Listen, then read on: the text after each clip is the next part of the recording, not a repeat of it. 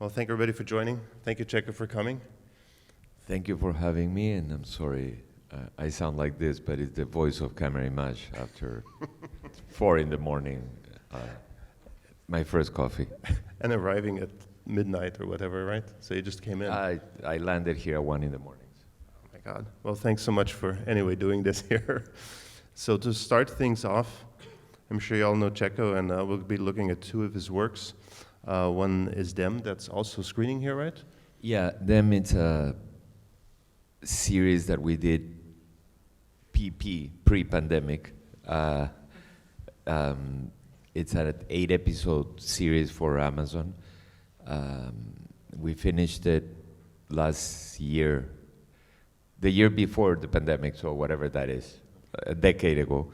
And it's the family that goes through racism in the 50s in Los Angeles.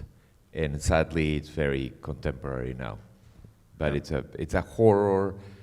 I always say it's a drama that the best people that are there are the horror apparitions. The other people are really bad. Yeah. Well, let's just jump right in and have a look at the trailer, get a feel for it. And it's in competition here for pilot. And it's 8 episodes. And they just approved the 2nd season, which will be the story of another family somewhere else.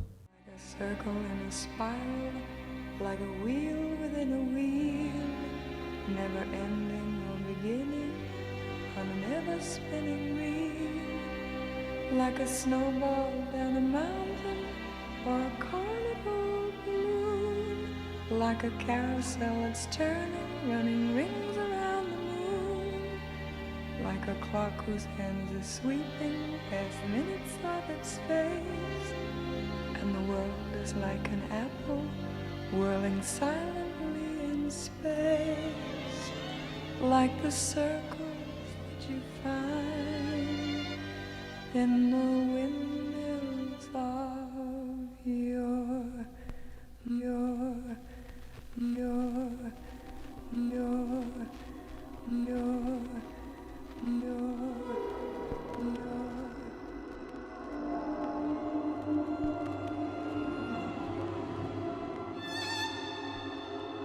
What you gonna do? What you gonna do? What you gonna do?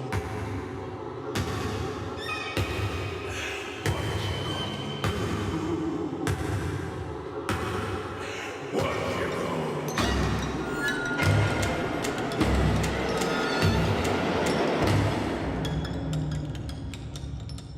What you gonna do?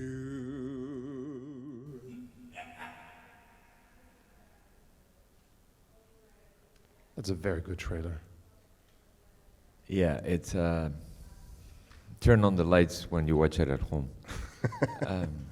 It was shot in the Sony Venice. The producer and the director really wanted to work with anamorphics, which I'm happy with. But the problem of the anamorphic is that requires a lot of discipline for the focus. I don't know if you guys know the anamorphic. You can only focus the 28, which is your medium lens, or the 40, which is your medium lens, can only go 3 feet.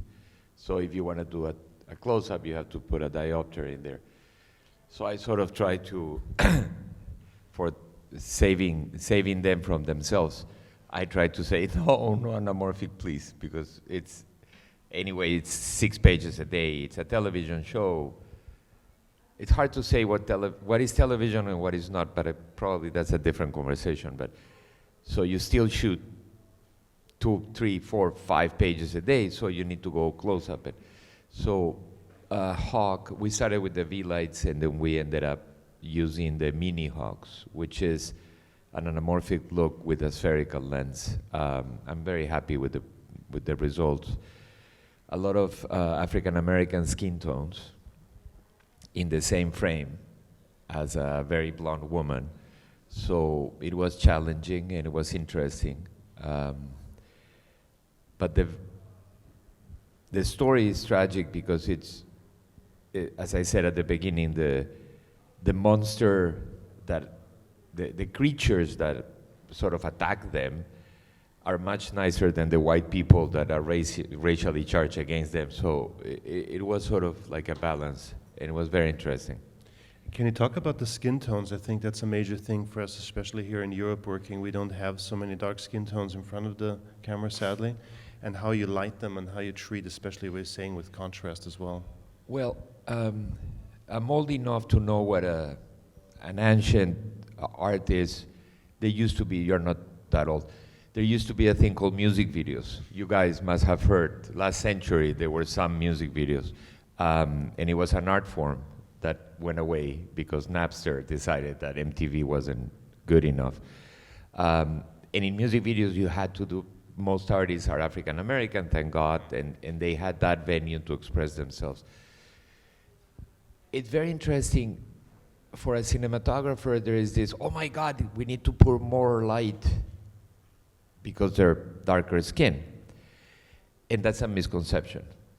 You actually need exactly the same amount of light.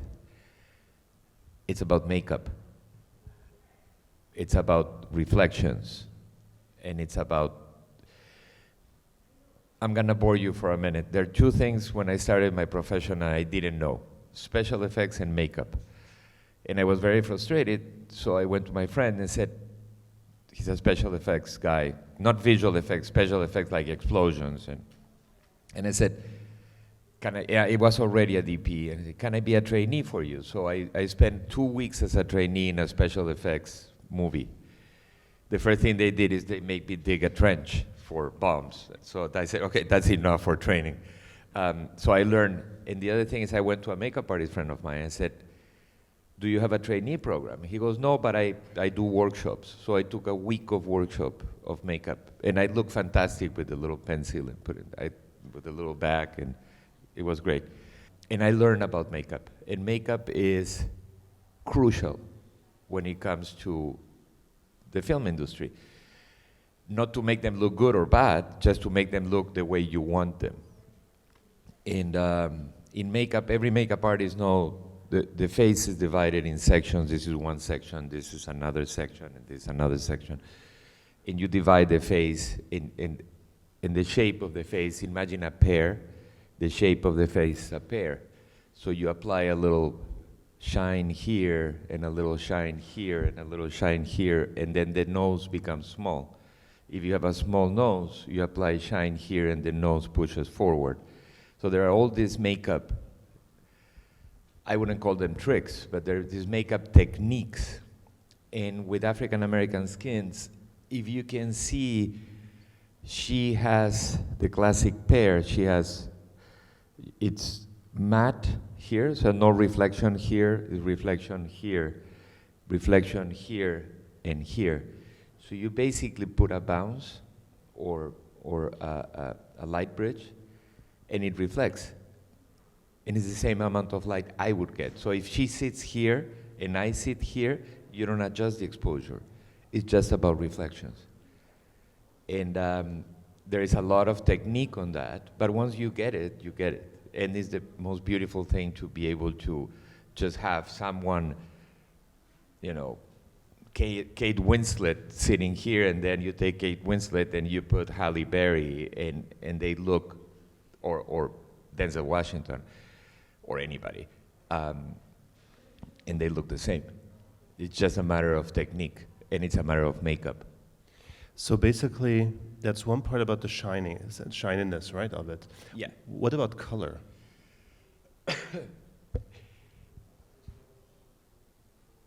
That's a little trickier, because dark skin goes very well with blue and green. Very little, I mean, obviously, very, very little. And unfortunately, Caucasian people like me, almost like me, don't look very good with green. So magenta, it's a color that it's not favorable for anyone. but especially in African American skin, because the absorption of magenta is higher than the absorption of blue because of the melamine in the skin. So the skin absorbs magenta more in the African American, in the darker skin. So you have to stay away from that. But other than that, I never had an issue with that, and that's thanks to this ancient art called music videos. Yeah. So basically, when you're going in for colors, you're looking for blues and for greens on the darker skin tones? Yes, and like in this case, for example, the camera was at 4,000 Kelvin, and I'm talking about shooting. Then, of course, you do color correction, Yeah. but the camera was at 4,000 Kelvin. That was an anamorphic. That was not an anamorphic. That was a Hawk, a Mini Hawk 40. It was rigged in a car, and that's basically the sunlight. We were driving, whatever, west, and the sun was somewhere on top of her, so it's a little backlit. And sure enough, you can see in the reflection of the glasses that there were no lights. Yeah. So it was just natural light. Yeah.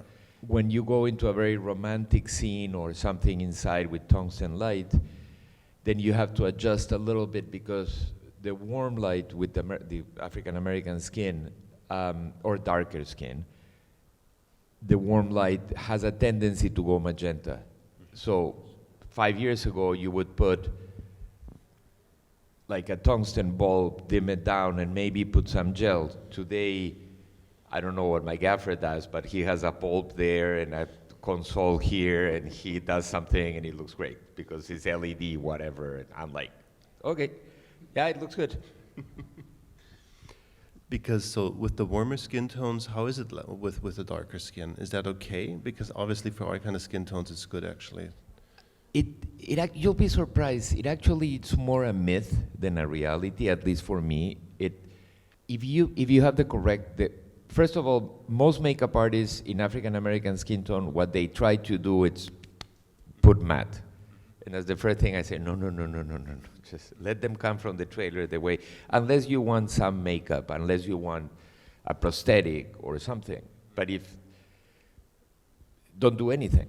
And once they go to the set, we do the rehearsal, I say, okay, she's gonna be sitting here looking at you, and he's gonna be here, so he has a backlight, so give me a little more shine here, and a little more here, so the reflection of that, so it works in that way. And when I say shine, it's very little, it's just like a microscopic,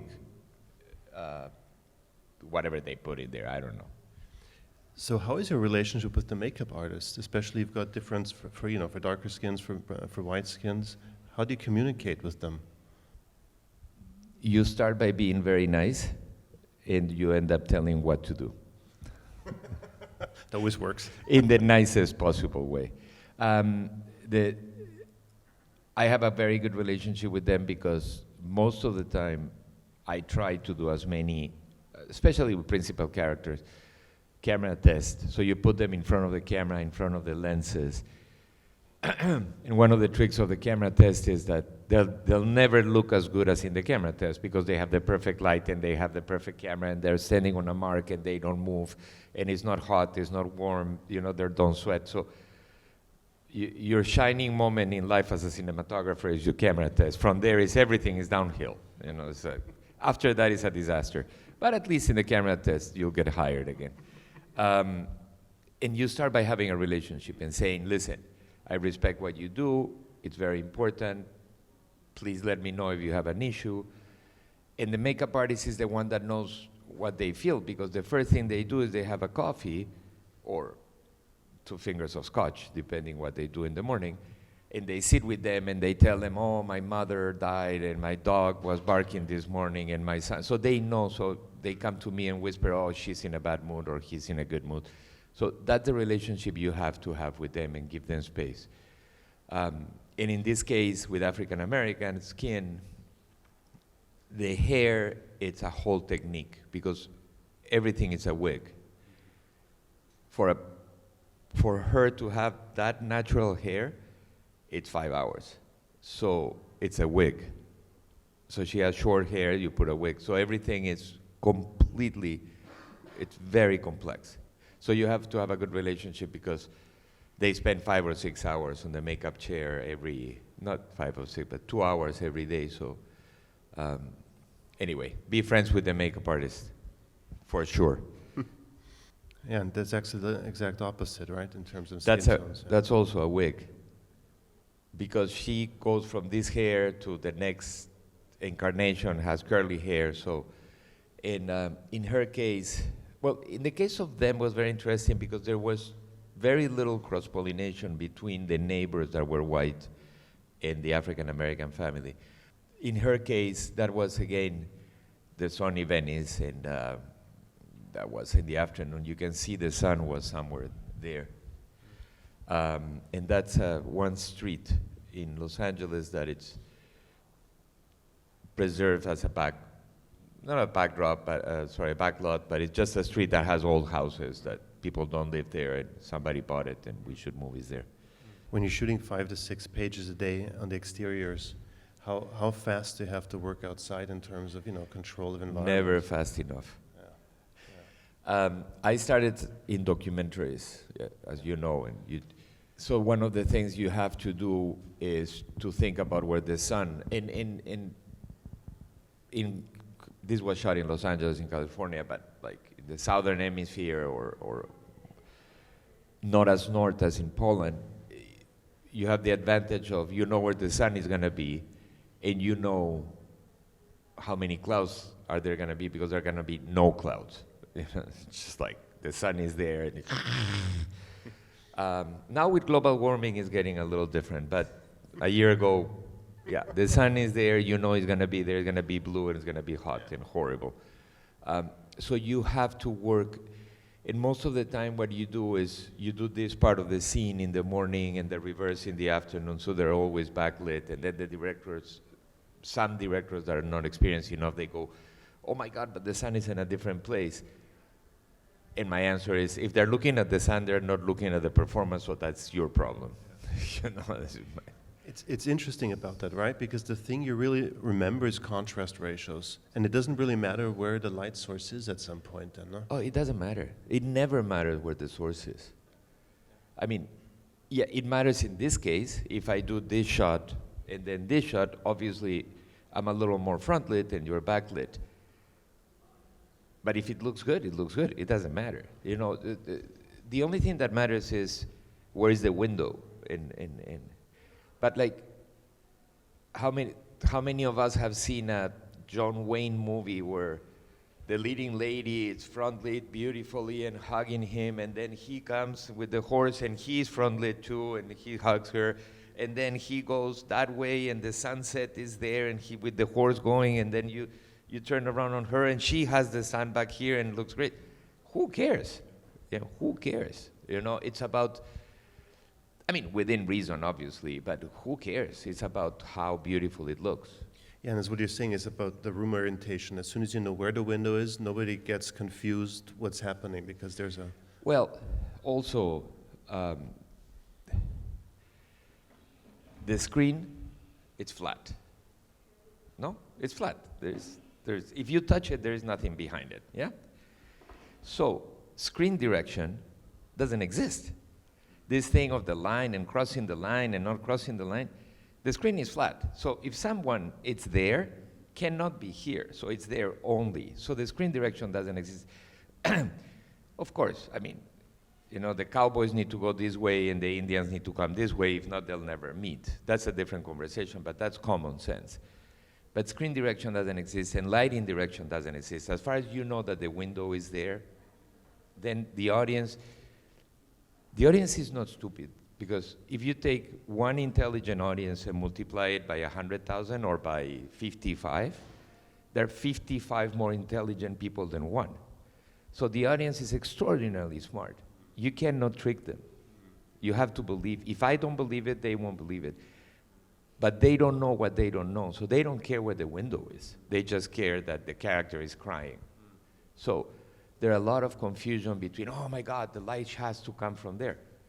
No, who says that? I'm the DP. I say where the light comes from. That's the end of the conversation. Do you care about eye lines, where people look, in terms of... yes and no. I care about the story, and when the story makes sense, it's fine. It has to make sense with the story. I have to believe it. I have to look through the eyepiece and believe it. I could go and whisper to a director, I didn't believe what I saw. So if I don't believe it, that I know the script, I know the actor, and I know the story, if I don't understand it and I don't believe it, nobody will. I think there are many, many things that we are taught in film school. I went to architecture school, so that's why I'm very agnostic about this whole thing. That we're taught in film school that are very important, but there are also many things that we're taught in film school that are very relevant. And among those are the line, the screen direction, the lighting sources. I mean, you're achieving magic with a mirror that you could achieve with the sun there, or you could achieve with a window there. So it doesn't really matter what's there. What matters is what's here. Or even more, what matters is what's here. Absolutely, yeah. So this is an interesting one because dark skin against dark walls. Yes. The whole premise of this is what they don't see and you cannot see. So the little girl, it's seeing an apparition that nobody else sees, only her. So we wanted to play a little bit with her fear in the audience fear. She had a bounce, a little white bounce, and there was only one light source in a corner. I tortured my assistant. That was probably a 1.9 exposure at 2500 ASA, so it's enough light for everything. And again, she has a little sheen on her forehead and her chins. That's why you see the highlights. That's interesting. And yeah. in that case, she was 8 or 9. She was a little girl like this. So just running around in set, she was sweating, and I would say, great, don't touch her up. Yeah. But it's exactly, I mean, I think that's the whole magic in lighting. It's not about, as you say, it's not about the light source. It's actually where it hits and how the reflections come off of it if it starts to work, because that's magic, yeah. And also you're working with your wardrobe department, and in this case with production design, and it's a pink car and he's dressed in white with a brown jacket. I mean, you have, your color palette has to be apropos on what you're trying to say. I mean, we're doing a period piece, so it's a very specific. If you're doing a contemporary piece, you're lucky if they don't dress in jeans, you know. So. But still, it's a decision that he's wearing white, right, outside in the sun. Yeah. He's a milkman, so there was no choice. It's like, the usual question is, do you like white in wardrobe? And I said, ugh, unless it's 500 nurses running in the snow, then yes, you know, I like white, you know. But the other trick is you talk to the wardrobe department and you tell them, give it to me a little off-white, you know. So that's actually, in reality, is not white. It's more like an ivory color, but by the time the sun hits it, it's white. Yeah. Like that wall back there, it's not really white. It's ivory, a little bit. Yeah, ivory, I would say. Yeah.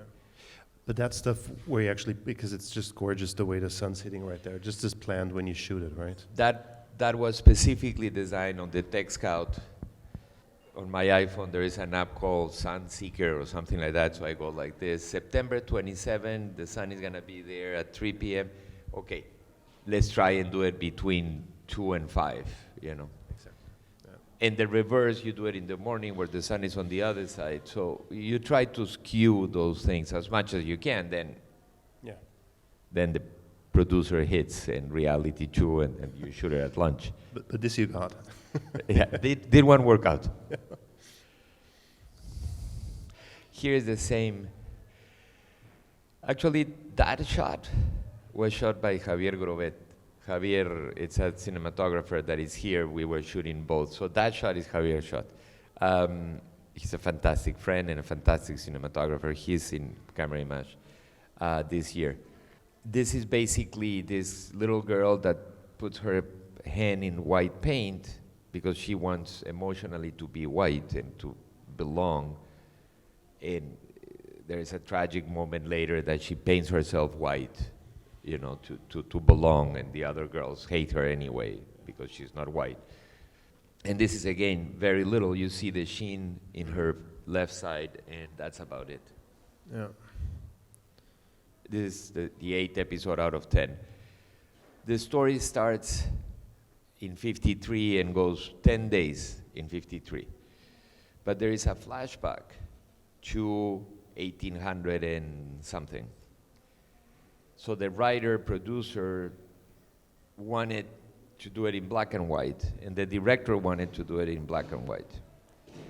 In the studio, Amazon said, no, we shouldn't do it in black and white.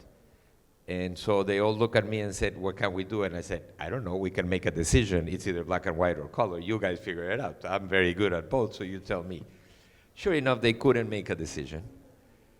So I'm like, okay, so let me answer for you tomorrow. So I slept all night on it, and I said, I talked to my colorist, Stefan Sonnenfeld of Company 3, which is a wonderful colorist, and I said, Stefan, I want to shoot it in, shooting in black and white is not an option. You have a sensor, and the sensor is the sensor.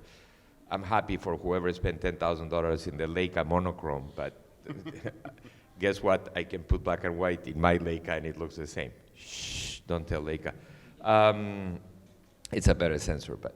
So we shot it in color with, in my head, the possibility of going black and white or color. The only decision I took was to create longer shadows and harsher light. So every exterior, not this one in particular, but there are other exteriors there. That is probably 3 p.m. You see the shadow, it's here in the shoulder. But all the big exteriors were shot between, it was summer, so between 5 and 7 p.m. So they're very long shadows that if it were to be black and white, it would be great. And if it were to be color, it would be romantic and great, or romantic or whatever, the tragic and longer shadow. That was the only decision. There is a big element in this particular episode that we cannot see here, but there is a big fire in a church. So fire and black and white, because fire, it's orange, fire, it's... So we did a little bit of test, and I took the decision that it was fine, and it works. It's interesting because fire, it's by definition warm. At least that's what we all think it is, and it is, in fact. Fire is at 2600 Kelvin, 2800 Kelvin, especially wood fire. So that's very warm. So in black and white, fire is white, because it's just light. So that was the only thing, but it worked out. It's a pretty beautiful episode. So you play with the flickering and the movement of lights and stuff, yeah. Which I don't do much with light lights. I'd rather have a flame bar. The problem with the flame bars is that the sound department comes and says, what do I do with the of the gas coming out of the flames and the dialogue, so you have to combine. But yes, we did most of it. What I could, I did with flame bars. And if not, one of the bounces with a little flickering. And you'll be surprised, if you take a candle, unless it's windy, the candle doesn't flicker. You put a candle in a dark room, and everybody comes and says, where is the flicker? And I said, put your hand near the candle, there is no flicker. It's one source that it doesn't move. If you blow it, then, but it's not flicker, it's basically you're pointing the light in different directions. So one has to be careful with flicker. The first instinct is to put 7 bulbs and make them flicker, and it looks like a rock and roll concert. It doesn't really flicker. No. Interesting. So we went through the images of them. Yeah. One thing, just I think to point out again is, so basically what he did is color. It's just a really ingenious idea to say you have the low light sun, so you got the contrast like film noir for the black and white, and when it's in color, you actually had a beautiful color with the same direction. So that was actually a trick. That was a choice. I mean, to be honest, the wardrobe department had a heart attack when I told them it may go black and white because they have this, okay, so for whoever, unlike me, that I'm slightly colorblind, so this is a little green, this is a little gray, forget this, and this is black, and this is black, and this is black. In black and white, this whole thing is black. There is no difference in there. So the wardrobe department had a little bit of a heart attack because they had this beautiful dark brown, like your vest and your pants, and the trim of your jacket is a little lighter brown, and or your sweater, and it looks great. But in black and white, if you squint your eyes, it's all gets. So that was a little unfair for the wardrobe department, but everyone else, it was fine.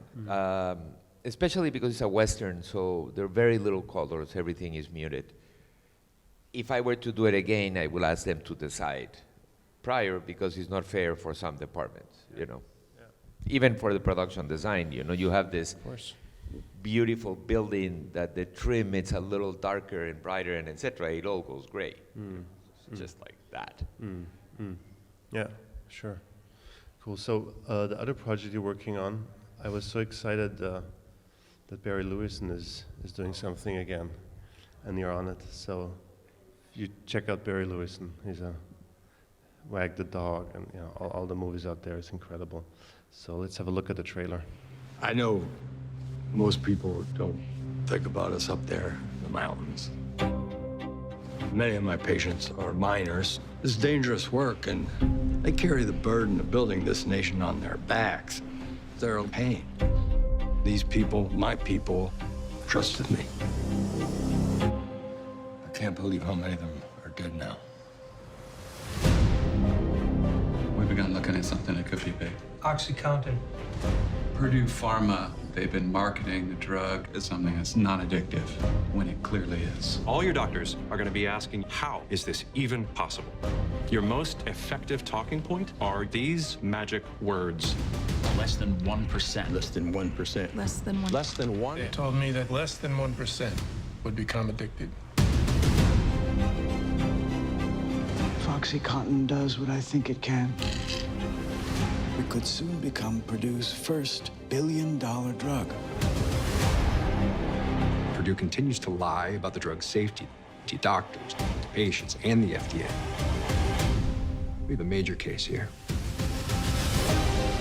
Addiction rates, overdoses, and crime are on the rise across the country because of this drug.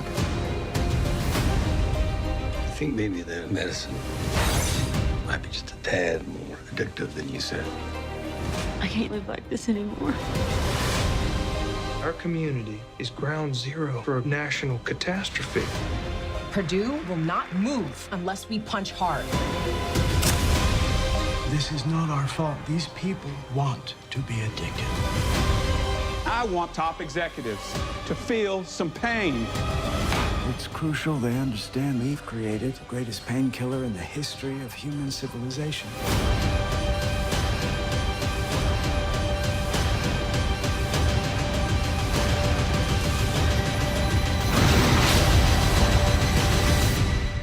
I think I can make this the biggest drug in the world.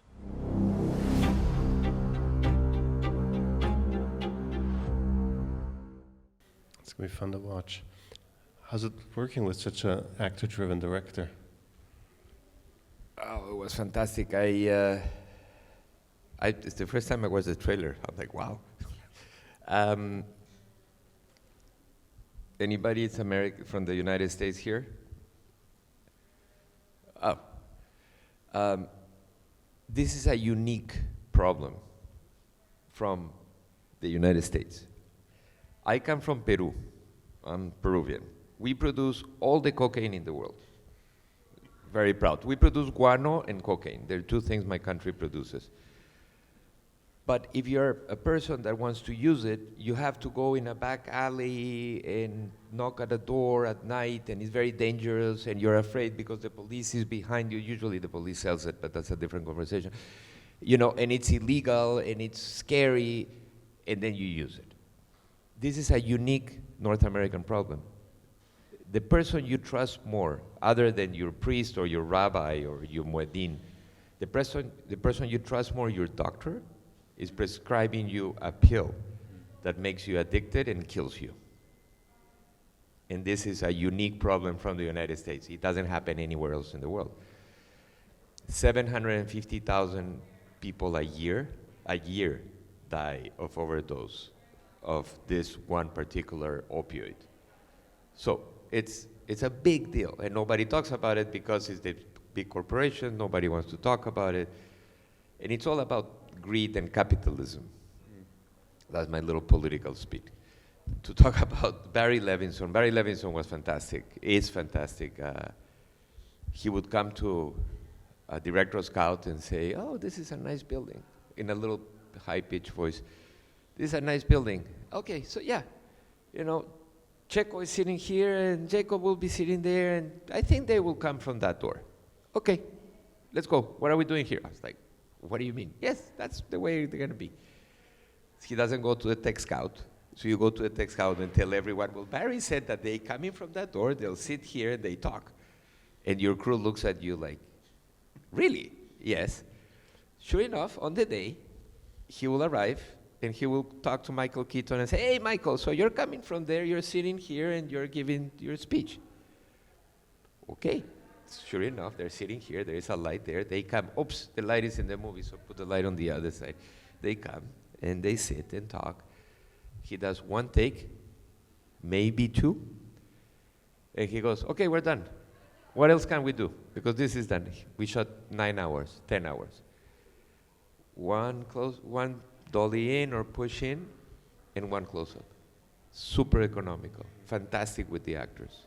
And all the energy going in the right direction, right? All the energy, there is not one moment wasting, what should we do? And he would come running, he's 79, he would come running from the monitor and talk to Michael and come back, maybe do 1 or 2 takes. The story, we shot again with the Venice. I've had, my last 3 projects have been with the Venice. I'm not one of those DPs that only shoots with Red, only shoots with Alexa. I've shot with everything, so I'm agnostic. I don't own camera gear, so it doesn't matter to me. This project was shot with the Venice, with the Zeiss lenses. I needed some crispier, I wanted some more crispier image. The Hawks have a personality, so it would impose a personality. The Zeiss is very German, so it's very sort of, it's close very to Switzerland. Yes, very close to Switzerland. It's almost, I was in Zurich yesterday. How Swiss is Switzerland? It's amazing. I mean, I studied in a Swiss school in Peru, so it's like, wow, they're really Swiss. So the Zeiss are very crisp, very, very clean. Yeah. They don't have a personality, and that's the good thing about it. They don't have a personality. So we, and this was about what the tragedy. So it really didn't. You didn't want it to push the tragedy anywhere. It was tragic enough what was happening. And it's so gratifying to see films that are talking about contemporary problems. And on that note, you know. And also contemporary. I have a 14-year-old daughter. You know, this is one movie I can show her and say, "This is important. You should watch it." You know, you do, and believe me, I enjoy doing each chapter 2 about a monster killing people. Yeah, is it important in the big scheme of humanity? Not really. Yeah, it's important for my ego because I came to Camera Image, and it's important for my bank account because then so I can pay her school. Is it important in the big scheme of humanity? No, not really. We could live without it. We could live without Marvel, another Marvel movie. Nothing happens. This is a little different. This is something that is important. Yeah. And you try to do as many important things as you can in life, you know. Yeah. I think. I hope. That's a perfect way to end this. Thank you for that. Well, I'll hand over. Are there any questions for Checco? What kind of diffusions you like to use for the sun? You more like organic things like silk or synthetic, like, or you don't care? I don't do diffusion in the exterior. I just put them in the right place. Unless you're doing, an extraordinary big budget movie where you can actually have a construction crane with a 40 by 40, it's 12 meters by 12 meters silk on a construction crane that, I don't know in Europe, but in the States, the producer will look at you and say, are you crazy? Unless you can do that, anything that is smaller than 4 times the size of this, you'll end up seeing in the ground. So I don't. Maybe for a close-up, maybe there is a little diffusion, whether it's highlight or Hampshire or opal or something like that, maybe. But no, I never use it. That's the beauty of living in this part of the world. You don't need diffusion because you rarely have sun. But the sun is not that bad, believe me, it's okay. Judith back there had a question. Yeah, I wanted to ask about, because you said before that you set the camera on a color temperature of 4,000. So I wanted to ask how you work with the color temperature. 90% of the time, I would say 100% of the time in my case, but 90% of the time I work with a DIT. A DIT, it's I don't know if the word translates, but it's a digital image technician, which is the guy that is sitting there and is coloring on set. And it's done in a way that doesn't affect the final product because you do it on the metadata, you don't do it on the raw. You don't do it on the negative or the digital negative, you do it somewhere else.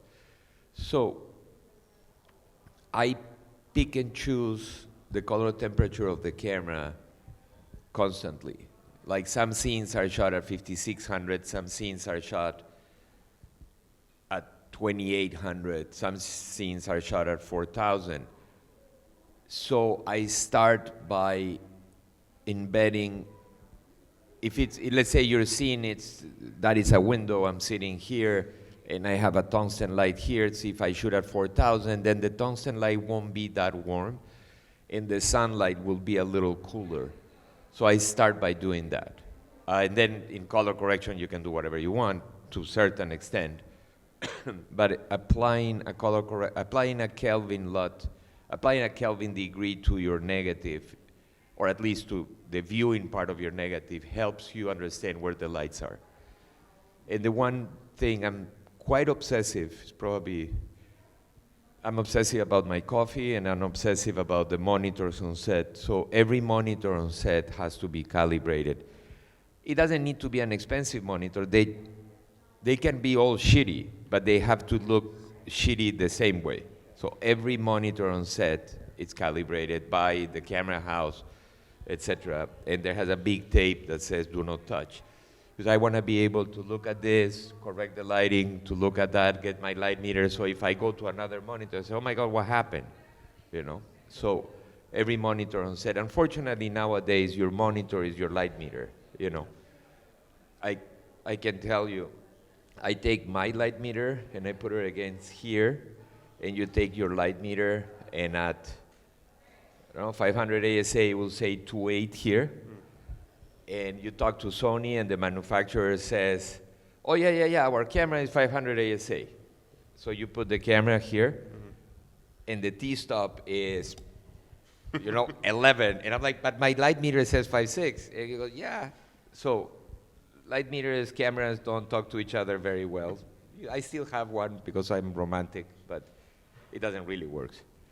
It's crazy, especially as a gaffer, and going back to the monitor. It's not the same that you were looking at. It's like the ground is being pulled out of you. Oh yeah, because you have no idea where you are. Yeah. Completely. Yeah. So I demand that every monitor looks the same. And I don't need the best monitor. It doesn't matter to me. At least they all look the same. Because what is that? Oh, what did you do? Oh, sorry, this is... Yeah. And everybody, including the craft service or the driver, oh, it's too bright. Who are you? Oh, I'm the driver. Okay. With all due respect for the drivers, that they know a lot about lighting. But. I have a question in terms of lens choices. I know that the studios would usually have a say in terms of aspect ratio. But do they ever, say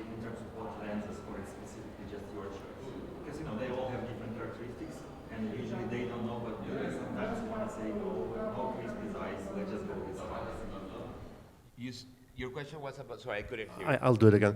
The question was if the production companies decide or the producers decide which lenses to use, right? That was.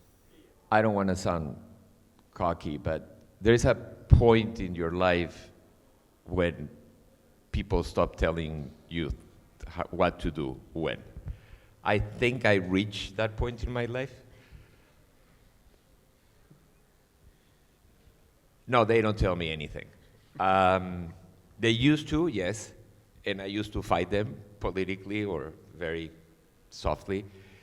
They do have a saying in, rightfully so, in the aspect ratio. Though with the streaming, I don't know if it's a good thing or a bad thing, they don't have a saying anymore because they're so confused. They really don't understand what's happening, so they really don't care, and they think I know better, so I'm happy. The most common aspect ratio now is 2:1, which is a little, imagine your iPad or your tablet. It's a little thinner than your tablet, so it's 2:1. The old Storaro VistaVision thing is 2:1. That's the most common aspect ratio right now. These two shows were shot in 2:3. Dopesick was 2:1. Them was 2:3:9. They don't have a saying in lenses. Sometimes they ask you what camera are you gonna use, and I have always the feeling that they ask you that question so they feel important, and they feel asking you a question that. So my answer is, oh, I'm gonna use a very nice camera. It's what brand of camera? Oh, I don't know. It's a very nice. It's gonna be very expensive. Don't worry about it. So that's the end of the conversation. Now they don't have a saying on that.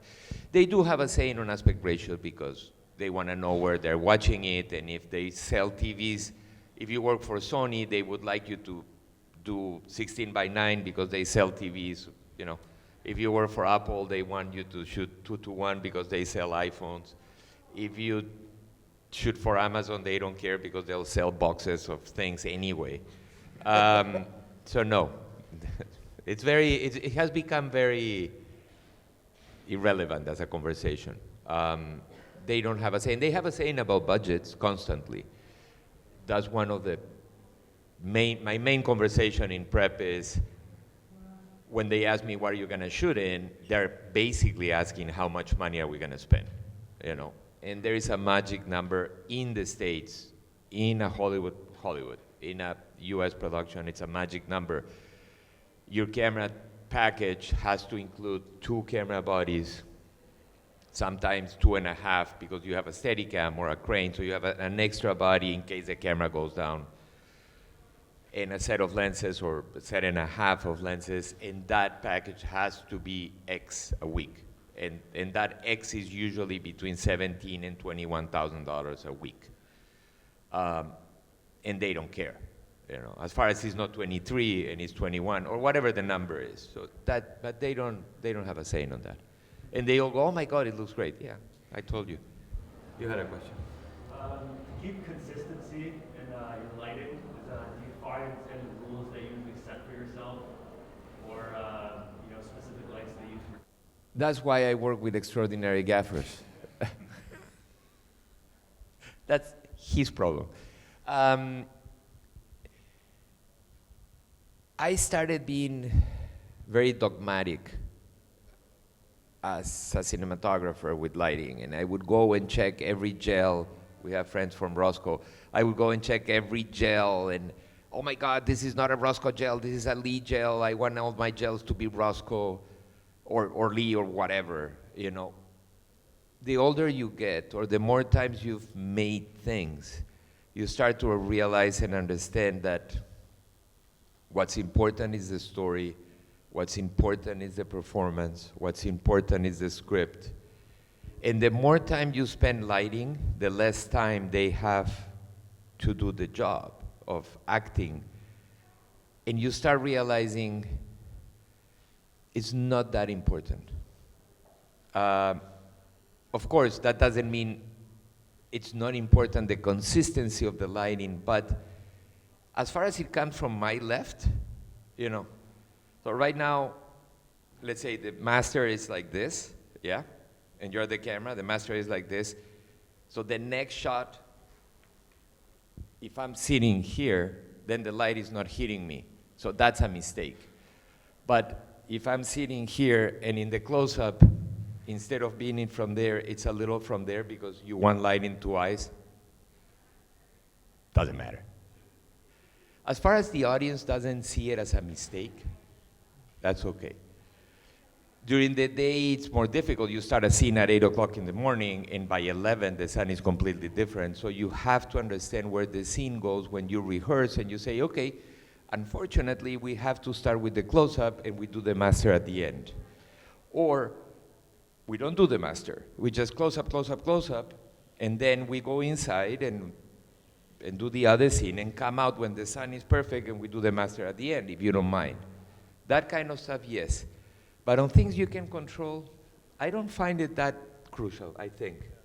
I mean, it's like, I feel like imitating a cinematographer's style is like 90% of my job, and then the 10%, the magic is what you bring in. A little bit brighter, a little bit darker. It's in the last few minutes, and all of a sudden this image just evolves, and the lighting evolves. And that's done fast because, you know, obviously you don't want to spend all your time figuring out where the light's going to be standing. Yeah.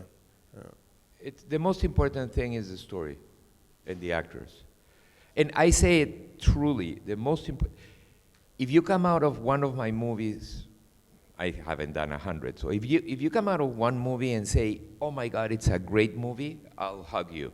If you come out of a movie and say, oh my God, the movie was horrible, but it looks great, I did a bad job. Because I didn't support the story enough. I mean, then there are bad directors and bad movies, and I hope not to choose them, but generally speaking, it's not about the image, it's about what it makes you feel. What a great way to end this. Thank you, Checco. My pleasure. Thank you so much. Thank you.